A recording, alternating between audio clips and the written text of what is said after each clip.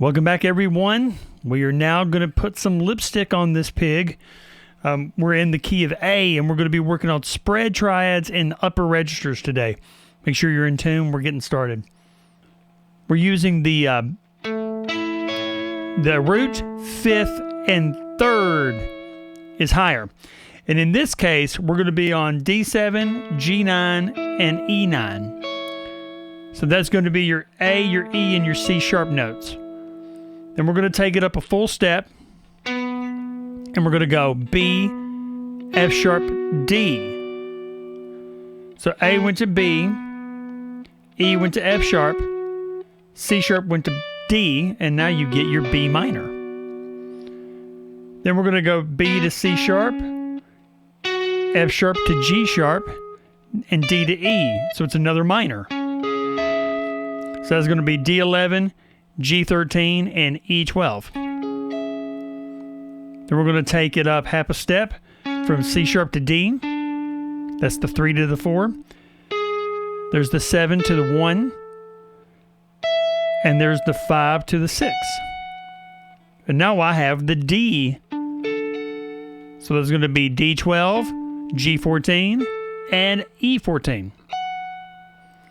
Then we're taking that up another full step, doing the exact same thing, which is going to be D14, G16, and E16. That's going to be your E. Going to another minor, that's going to be E to F sharp, B to C sharp, and G sharp to A.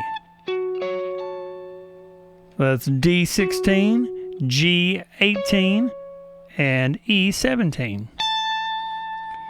And then here comes our little diminished sounding thing.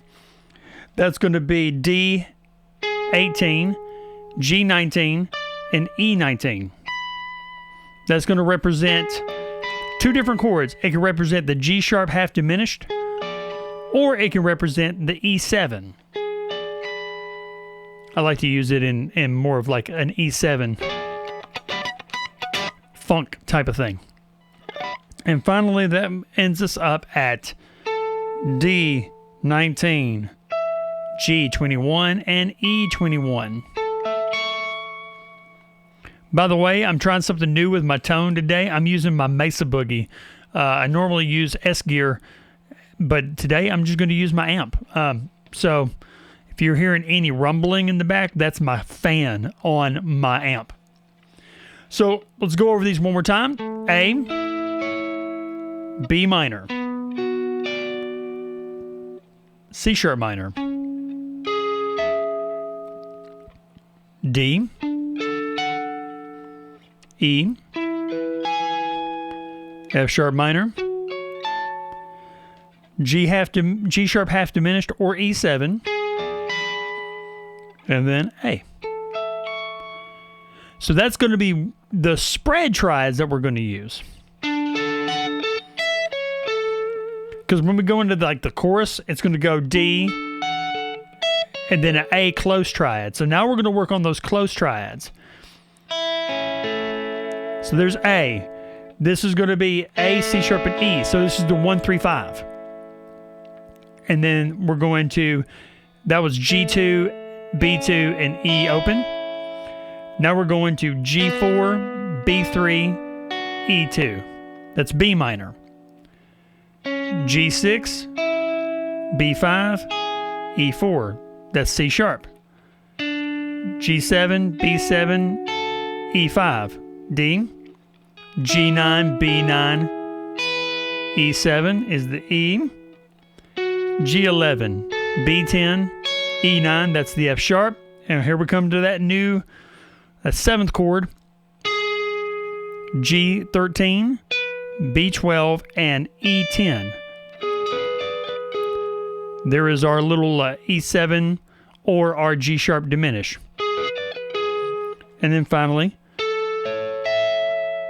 G14, B14, and E12. That's our A.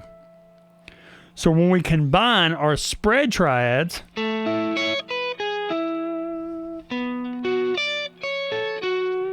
in the same like position area, that's what you get. Spread triad, close triad. It sounds really cool. Now that one sounds unique.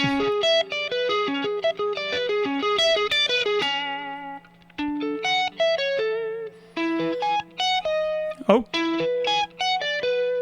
No charge for that mistake.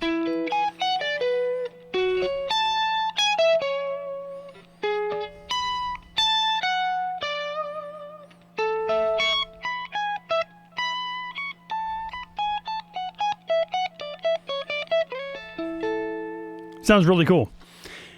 So these upper register guys are great for guitar 2.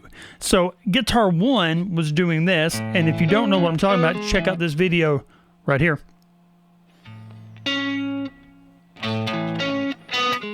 So we had spread triad, then close triad. And we're doing that 7/8 time signature. So all I'm doing is going, you know, with that. But I'm only doing this form right here. When we go to the...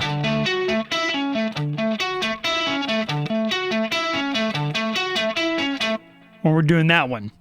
So when we go into this one, I'm using this one. So we got a spread triad right here. Here's our A.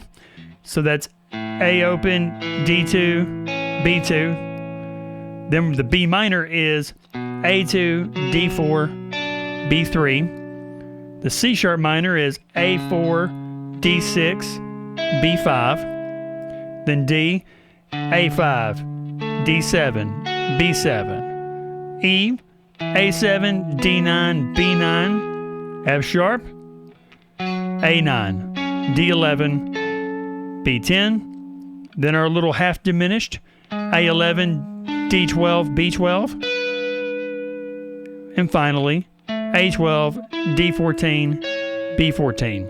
So that's where that one's coming from. Because I want it to blend with that one. And then we have our close triads. There's E, so all I gotta do is find A. Here it is, D7, G6, B5. B minor, D9, G7, B7. C sharp, D11, G9, B9. D, D12, G11, B10. E, D14, G13, B12. F sharp, D16, G14, B14. G sharp diminished, half diminished. D18, G16, B15, and finally our A, D19, G18, B17. So I'm just using those. So I'm using the A right here in the 12th position, and then the E right there. The tabs to this will be on my website, cwtucker.com. Check out the blog. So now I'm using that F sharp minor with the C sharp minor.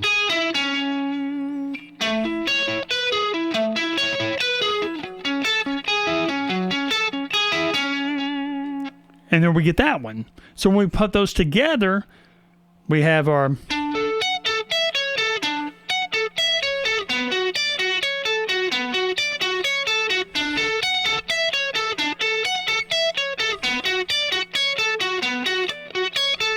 and then our A.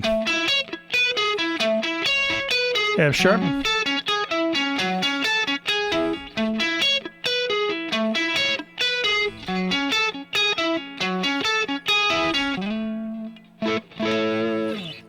And when you're working on this, make sure that if you are going to watch your pick, you can do this just to kind of watch the depth that your pick goes in. Try to keep your picking depth really like shallow so you can get out of that string and go to the next note faster. Use that slight horseshoe motion. That way the pick is constantly traveling into the escape zone and not being trapped. And use a shallow tip of the pick to do that. So one thing you could practice is like practice that first thing, but actually play airborne and slowly bring your pick in till when it actually makes contact with the string. Now you know you're at a spot that, you know, is a good depth. There it is right there. And then try to work on going back and forth. Because if you get good at that, then when you play on a single string,